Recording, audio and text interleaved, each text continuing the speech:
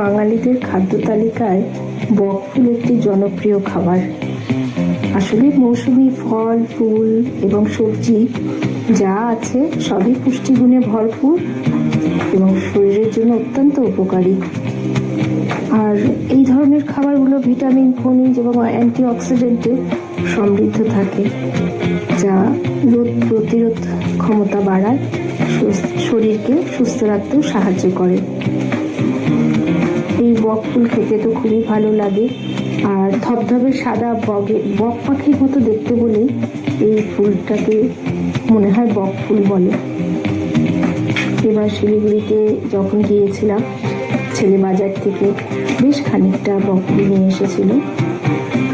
আমি তো বড়াই ভালোবাসি, আমার বাড়ির সবাই বড়াটাই ভালোবাসে খেতে। তো আমি বড়া বানাবো বলেই ফুলগুলোকে প্রথমে বেছে নিলাম। ভেতরে যে একটা পরাগ দণ্ড থাকে সেটা ফেলে ভালো করে ধুয়ে জল ঝরিয়ে রেখেছিলাম। আর আরেকটা পাত্রে খানিকটা বেসন, কর্নফ্লাওয়ার, স্বাদ মতো লবণ, হলুদ আর কিছুটা কাঁচা তেল দিয়ে ঠান্ডা জলে ব্যাটারটা করে নিয়েছিলাম।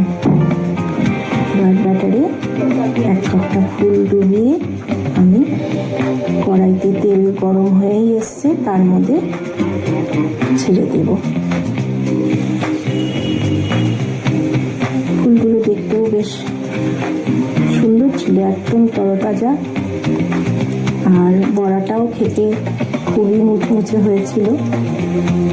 যদিও সবাই চালের গুঁড়ো ব্যবহার করে, আমি এবার কর্নফ্লাওয়ার দিয়ে করেছি। বড়াগুলো সুন্দর ভাজা হয়ে এসছে। এবার আমি এক এক করে বড়াগুলো সবগুলো ভেজে নেব। এই যে আমার বড়া ভাজা শেষ। আপনারা কেউ কেউ এই বকফুলের বড়া ভাজা খেতে ভালোবাসেন, অবশ্যই কমেন্ট করে জানাবেন। আর সবাই ভালো থাকবেন, সুস্থ থাকবেন।